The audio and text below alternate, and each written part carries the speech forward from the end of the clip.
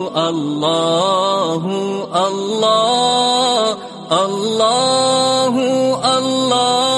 بسم اللہ الرحمن الرحیم۔ ملحدین کی جو تمام تر کفریہ کارروائی ہوتی ہے تو اس کفریہ کارروائی کا جو دار و مدار ہے وہ ان کے عمل کے بنیاد پر ہوتا ہے۔ عقلی بنیادوں پر وہ انکار کر جاتے ہیں۔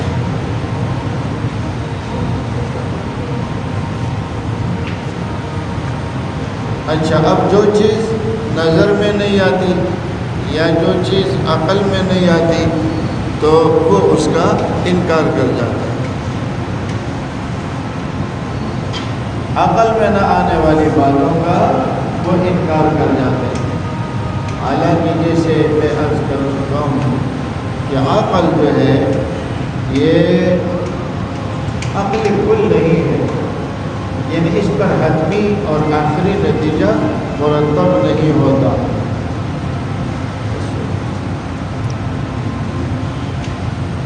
اس لیے کہ عقل ہر کسی کو اللہ رب العزت نے اس کے طاقت کے اور اس کی ضرورت کے مطابق دی ہے، اس سے زیادہ نہیں۔ تو اب دیکھیں، شیطان ان کو نظر نہیں آتا۔ جب شیطان نظر نہیں آتا تو انہوں نے شیطان کا انکار ہی کر دیا، یا فرشتے نظر نہیں آتے تو فرشتوں کا انکار ہی کر دیا۔ اصل میں بات کیا ہے؟ ملحد بیچارہ جو ہوتا ہے یہ قابل رحم اور قابل ترس ہوتا ہے۔ وہ سمجھتا ہے کہ اگر میں نے اللہ کے وجود کا انکار کر لیا، میں نے جنت اور جہنم کا انکار کر لیا، تو وہ سمجھتا ہے کہ بس میری جان بخشی ہو گئی۔ حالانکہ تیرے انکار کرنے سے حقیقت بدلے گی نہیں، تیرے انکار کرنے سے حقیقت بدلے گی نہیں۔ کہ تو قبر کے عذاب کا انکار کرے یا جنت اور جہنم کا انکار کرے یا اللہ کے وجود کا انکار کرے اور تمہارا خیال یہ ہو کہ اس میں میری بچت ہو جائے گی، تو بچت تیری ہوگی نہیں، یہ تیری غلط فہمی ہے۔ تو اس لیے اول یہ اشکال کہ شیطان ہمیں نظر نہیں آتا، اور جب شیطان ہمیں نظر نہیں آتا تو ہم بلا وجہ کیوں شیطان کے قائل ہو جائیں۔ تو یہ میں پہلے بھی عرض کر چکا تھا کہ کسی چیز کا وجود ہونا اور موجود ہونا اور بات ہے، اور اس کا جسم ہونا اور بات ہے۔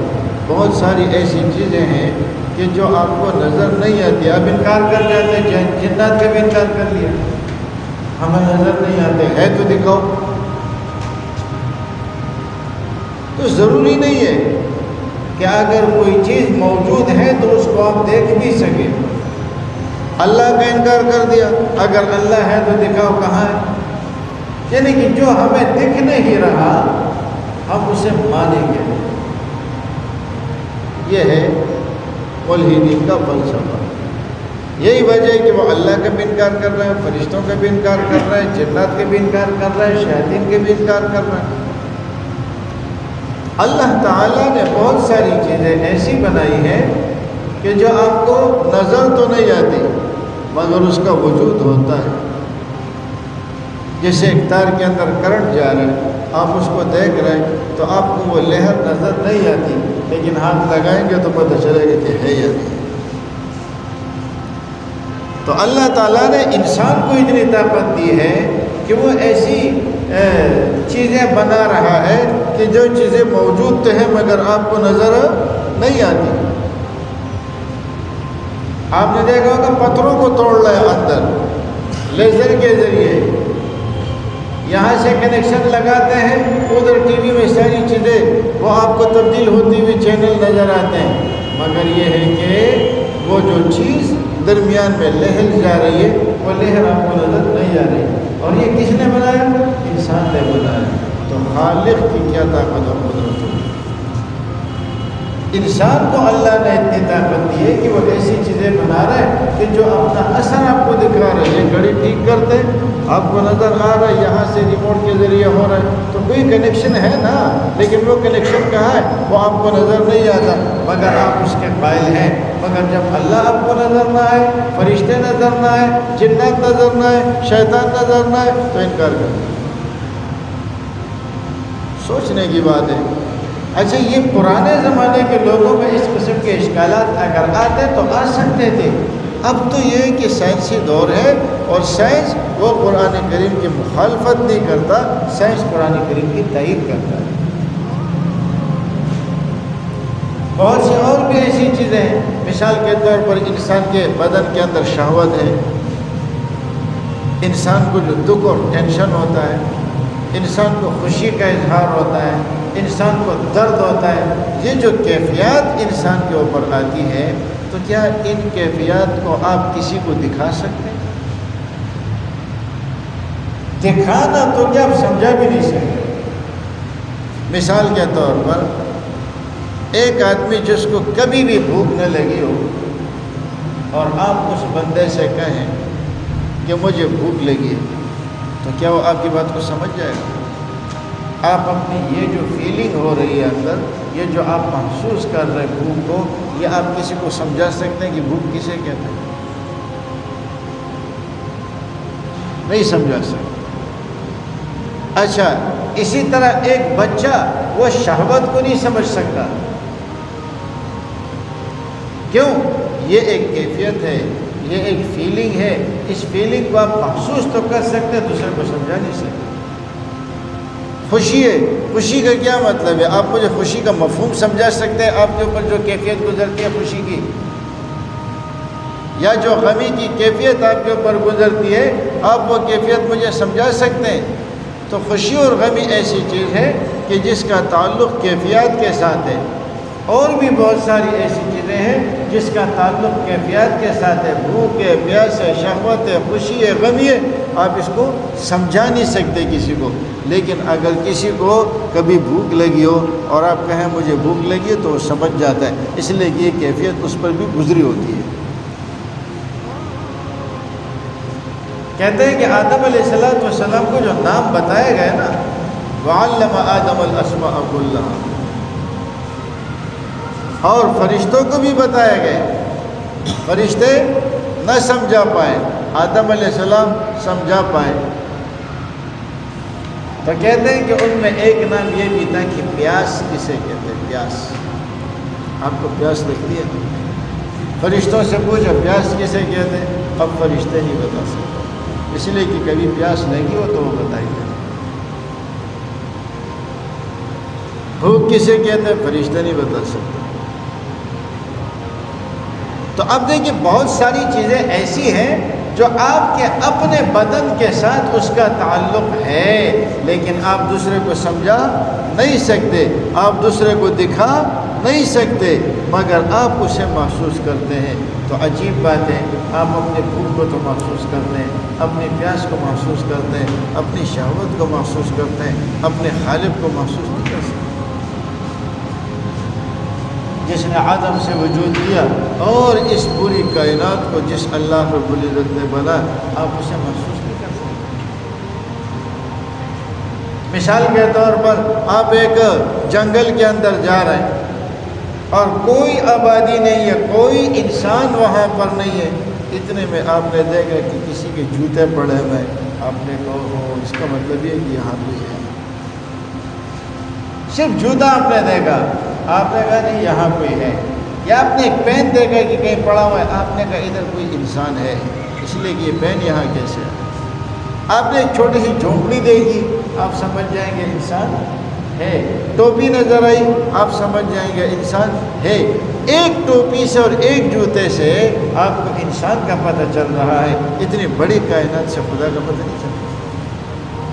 یہ خود بخود وجود ہے. تو عرض یہ کر رہا تھا کہ یہ صرف اللہ یا جنات یا فرشتے نہیں ہیں کہ جو آپ کو نظر نہیں آتے, اور بھی بہت ساری چیزیں ہیں جو آپ کے اپنے بدن کے ساتھ متعلق ہے اور آپ کو نظر نہیں آتی مگر آپ اس کے قائل ہیں. بلکہ سب سے بڑی بات آپ کی عقل آپ کو نظر نہیں آتی، مگر آپ عقل کے قائل کیا ہے کہ بلکہ عقل سے تو آپ نے اللہ کے وجود کا بھی انکار کر دیا۔ تو لہذا یہ کہ فلاں چیز ہمیں نظر نہیں آتی اسی لیے ہم اس کے منکر ہوتے، یہ ملحدین کے ڈھکوسلے ہیں۔ اچھا، پھر یہ اگر اللہ کو معلوم تھا کہ شیطان اتنی بڑی بدماشی کرے گا تو اللہ نے شیطان کو پیدا کیوں کیا؟ اس کے جواب میں دے چکا تھا۔ خلاصہ کلام یہ ہے کہ اللہ رب العزت نے ہر کسی کو پیدا کر کے اختیار دیا ہے، اور اس دنیا میں آنے کا مقصد کیا ہے؟ ابتلاء۔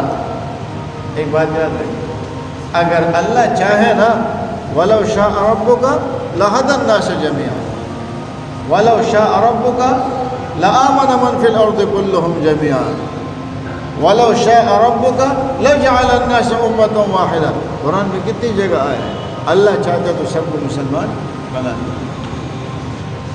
کیوں؟ اللہ چاہتے تو سب کو مجبور کر دیتے اسلام کی طرف، سارے کے سارے مسلمان ہو جاؤ، لیکن نہیں۔ کیوں؟ اس زمین پر انسان کو پیدا کیوں کیا گیا ہے؟ یہ ایک نقطہ ذہن میں رکھیں، آپ کے ہزاروں سوالات پیدا ہیں۔ دیکھیے، فرشتے پہلے ہی سے اللہ کی عبادت کر رہے تھے اور ہم سے بہتر طریقے سے کر رہے تھے اور کر رہے ہیں، مگر اللہ نے ان فرشتوں کے باوجود انسان کو پیدا کیا۔ کیوں؟ کیا ضرورت تھی؟ اس لیے کہ فرشتوں میں گناہ کی صلاحیت نہیں تھی اور اللہ نے انسان میں گناہ کی صلاحیت رکھی ہے۔ اب یہی وجہ ہے آپ صبح سے شام تک کھانے سے رک جائیں تو آپ کو روزے کا ثواب ملتا ہے، فرشتہ جب سے ہے کھانے سے رکا ہوا ہے ثواب کوئی۔ کیوں؟ منفی قوت نہیں،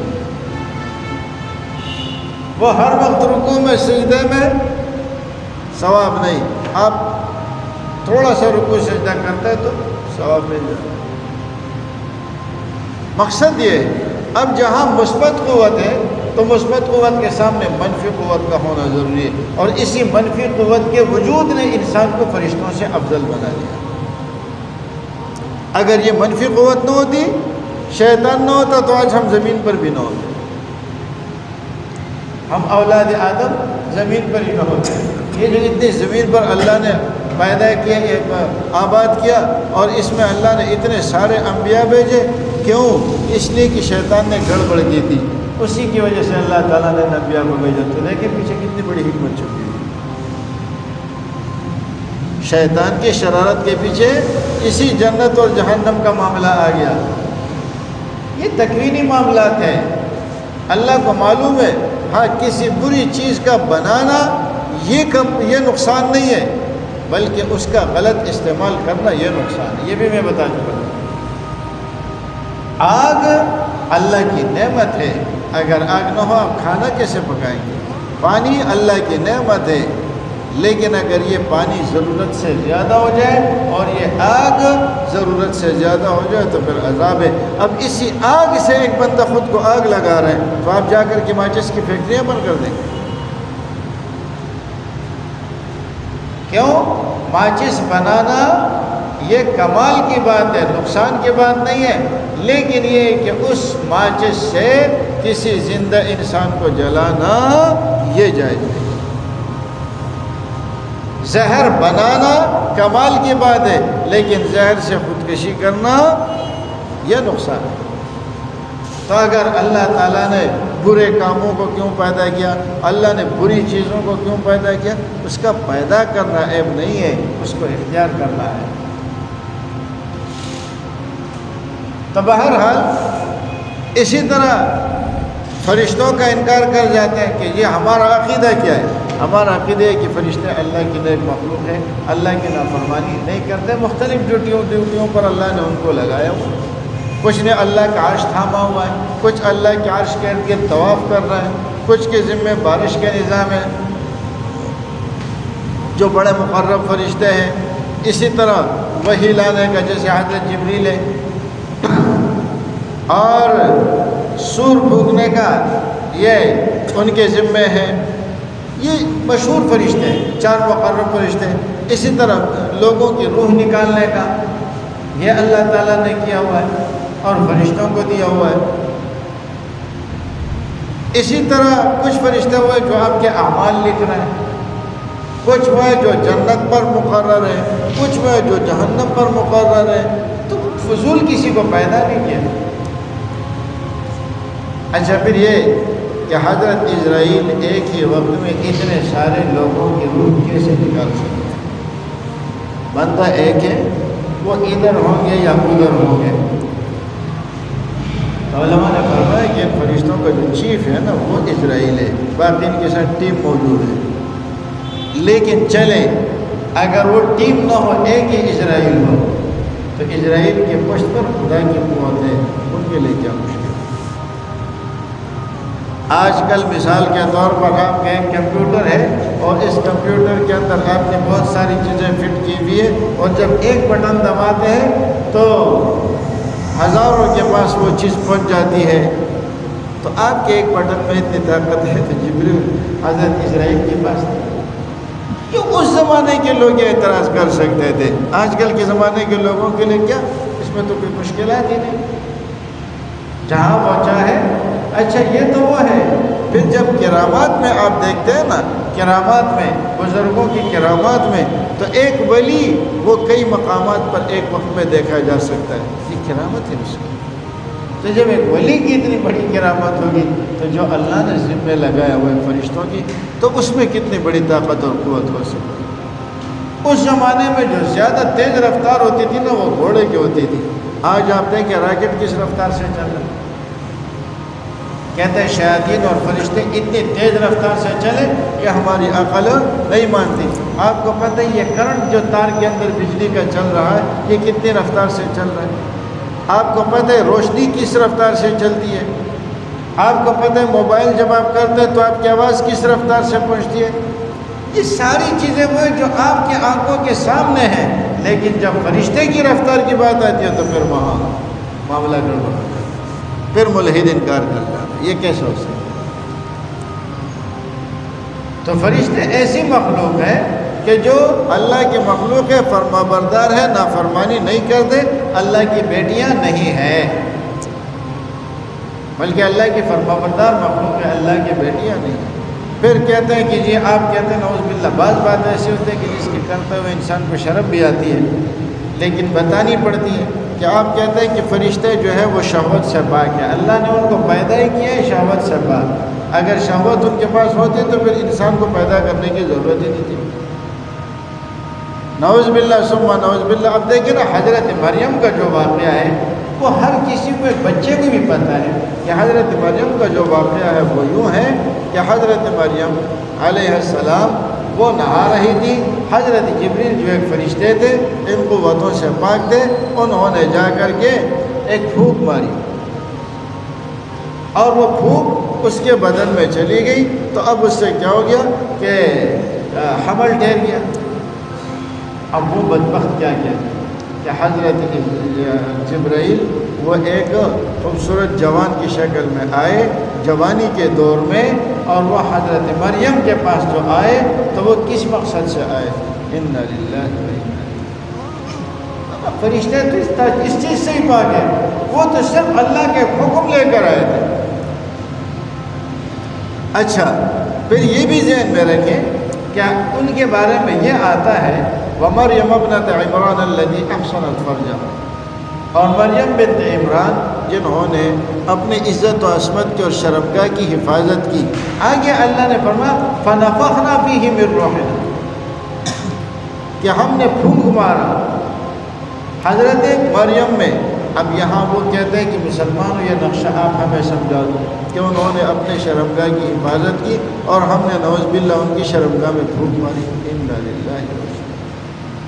وہ تو حدیث میں صاف آیا ہوا ہے، اور کہ انہوں نے مفسرین نے بھی بتایا کہ انہوں نے ان کے گریبان میں پھونک ماری اور گریبان کے ذریعے اللہ تعالیٰ نے وہ چیز ان کے رحم تک پہنچا۔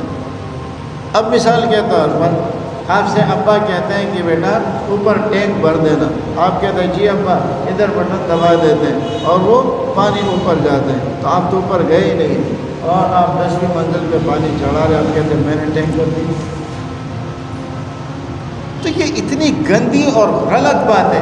پھر حضرت آپ نے کہا ہے کہ فرشتے پاکیزہ مخلوق ہے، حالانکہ حضرت داؤد علیہ السلام کے آگے آ کر فرشتوں نے جھوٹ بولا اور ان کے سامنے ایک من گھڑت قصہ پیش کیا، وہ جو بھیڑوں کا معاملہ تھا، ان ھذا اخی لہ 99 نعجۃ ولی نعجۃ واحدۃ، وہاں پر کتنا بڑا جھوٹ بول رہے ہیں کہ جی یہ فرشتوں نے جھوٹ بولا، اور فرشتے جو ہیں وہ تو جھوٹ سے پاک ہیں۔ تو یہ اس قسم کی چھوٹی موٹی باتیں فرشتوں کے اوپر اٹھا کر آپ تو کہتے ہیں کہ فرشتے معصوم ہیں، حالانکہ فرشتے کی یہ حرکتیں کرتے ہیں۔ انا للہ و انا الیہ راجعون۔ بات کیا ہوتی ہے کہ جب دشمنی سر پہ آتی ہے نا، حالانکہ وہ جو حضرت داؤد علیہ السلام کے سامنے فرشتوں نے اپنا واقعہ پیش کیا، تو بعض مفسرین اس بات پر مصر ہے کہ یہ واقعہ تھا ان فرشتوں کے ساتھ یہ واقعہ پیش آیا تھا،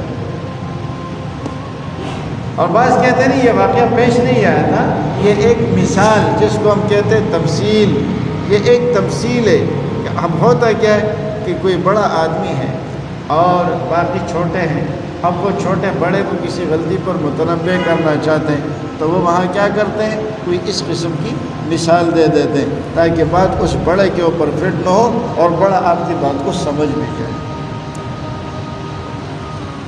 بڑا آپ کی بات کو سمجھ بھی جائے۔ اور یہ ہے کہ بڑا آپ بات ایسی ہوتی ہے کہ آپ ڈائریکٹ انہیں نہیں بتا سکتے، آپ ڈائریکٹ انہیں وہ بات نہیں بتا سکتے، تو آپ کیا کریں گے کہ آپ کوئی واقعہ سنا کر اس بڑے کو وہ بات سمجھانے کی کوشش کریں گے، بھلے وہ واقعہ نہ ہو، وہ فرضی واقعہ۔ اور یہ تو دنیا میں چلتا ہے، اس میں جھوٹ کی کیا بات ہے۔ اور وہ سمجھ گئے، داؤد علیہ السلام سمجھ گئے کہ ہمارے ساتھ یہ جو معاملہ ہوا یہ مجھے کچھ سمجھانا چاہ رہا۔